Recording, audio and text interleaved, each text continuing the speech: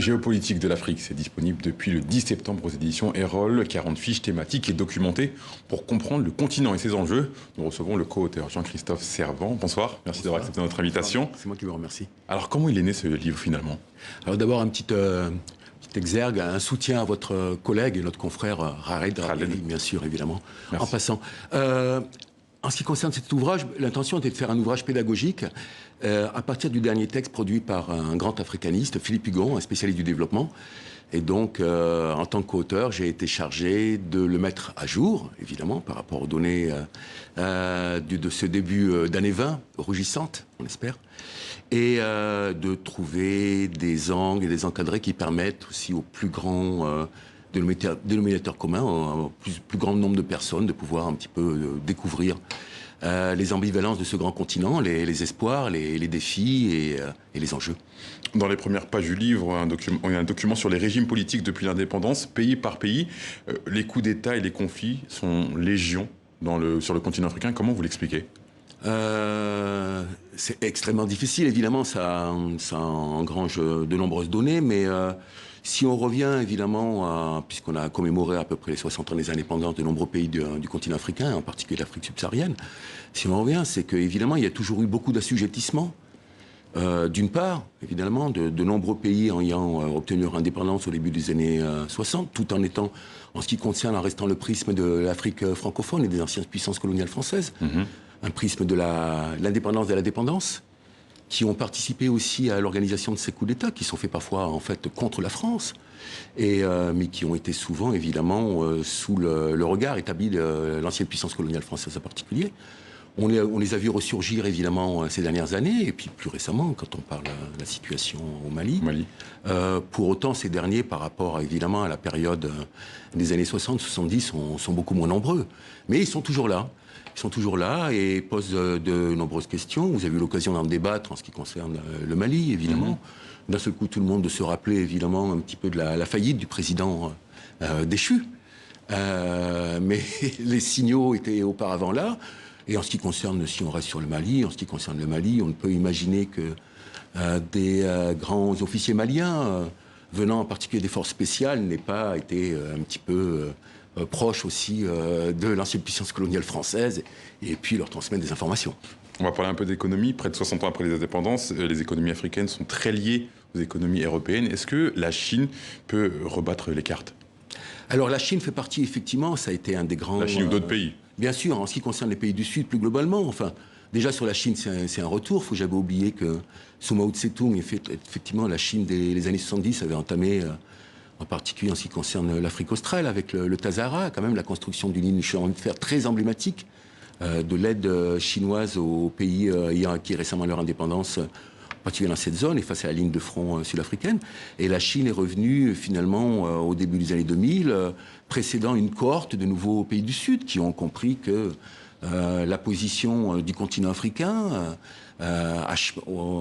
au milieu entre effectivement le vieux continent européen et les nouveaux pays du Sud, surtout évidemment de l'autre côté de l'océan Indien, sur l'autre rive de l'océan Indien, en faisait un partenaire essentiel. Mais derrière, on a pu voir évidemment l'Inde qui a pris un peu de retard mais qui est revenue en force. La Turquie dont on parle beaucoup aussi actuellement avec les récents voyages et la question aussi du Niger, des accords qui ont été signés avec le Niger. Les pays du sud-est asiatique aussi, l'Indonésie, Singapour. Donc finalement, en fait, on réétablit un petit peu, on pourrait dire, l'esprit de Bandung, fidèle à l'esprit de Bandung et des relations sud-sud qui, à l'origine, devaient effectivement être... particulièrement forte à cette époque-là, mais qui, par les jeux géopolitiques, la guerre froide, etc., ont mis mais de l'autre côté, justement, on développer. parlait de la guerre froide concernant la Russie, mais les États-Unis, de leur côté, l'influence des États-Unis baisse. Alors, l'influence, selon de nombreux sondages, évidemment, en particulier ceux commis par Afrobarometer, qui est un grand indice de sondage, évidemment, sur le continent africain, évidemment, l'influence états-unienne baisse. On voit pour autant plutôt qu'elle qu'elle devient plus spécifique et accorde en particulier un intérêt aux pays, évidemment, pas la force des choses anglophones, mais en particulier, évidemment, aux pays autour de l'océan Indien. À côté, évidemment, des grands partenaires tels que ça peut être le Nigeria. On voit, par exemple, le Kenya, où les États-Unis essaient de tisser un accord bilatéral commercial, qui pose d'ailleurs beaucoup de questions, etc. Ils restent présents sur le continent. Donc voilà. Mais les États-Unis, pour autant, malgré, évidemment, on pourrait imaginer que Le président Trump, le président actuel, semble faire peu de cas des États-Unis et du continent africain. Et on a vu dans certaines révélations qui ont été faites, évidemment, ce qu'ils pouvaient penser de certains pays et même Mandela en ce qui concerne le continent africain. Mais pour autant, la diplomatie états-unienne continue à se mener. Des accords bilatéraux, tels ceux que le Kenya, se présentent toujours. Ouais. Vous abordez également la question climatique. C'est le plus gros enjeu pour vous, pour l'Afrique de demain? C'est une ligne de front évidemment très importante pour le continent africain. Évidemment, les enjeux aux ressources hydriques, les enjeux liés évidemment, on le voit très très bien qu'en fait que ces enjeux climatiques participent aussi à la dérégularisation qu'on voit au niveau sécuritaire dans les zones sahéliennes, avec en particulier évidemment les conflits de plus en plus récurrents entre agriculteurs et population pastorale.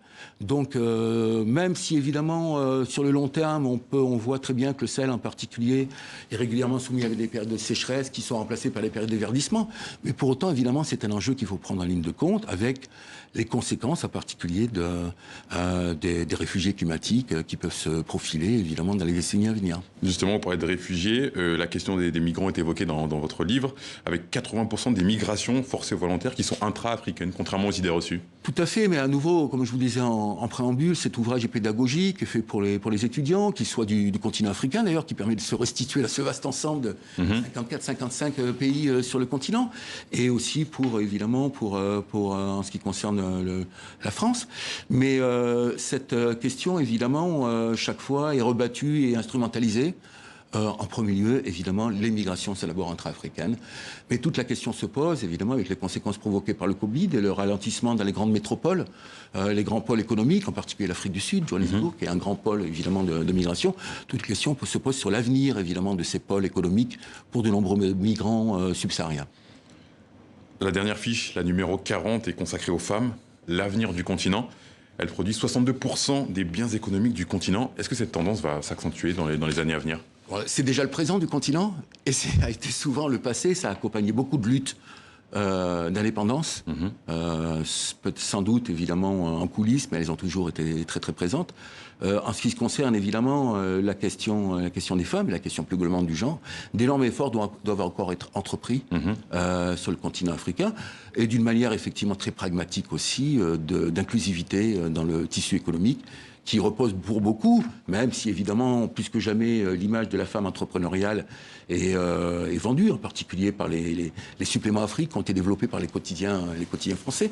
Mais cette inclusivité doit être plus que jamais, évidemment, élargie. Merci beaucoup, Jean-Christophe Servan, d'avoir répondu à notre question. Je rappelle que vous êtes co-auteur de Géopolitique de l'Afrique, disponible depuis le 10 septembre aux éditions Erol. Merci beaucoup. Je vous remercie.